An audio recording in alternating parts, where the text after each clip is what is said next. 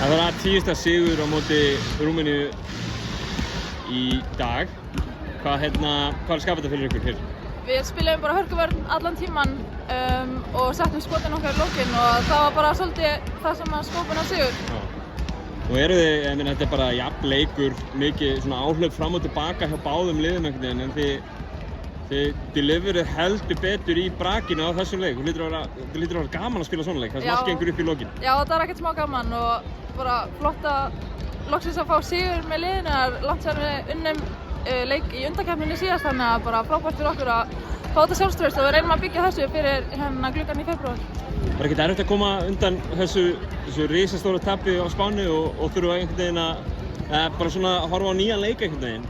Jú, ég meina þetta er bara allt annað dæmi eiginlega, sko.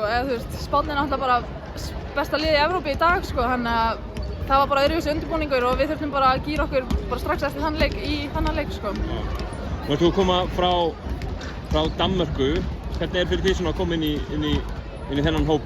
Þennan aðstæðshóp? Alltaf gaman að koma heim og hitta stelpurnar og spila og ég meina, já, bara flott, sko. Við tókum bara góðar æfingar úti og slípum okkur saman þar.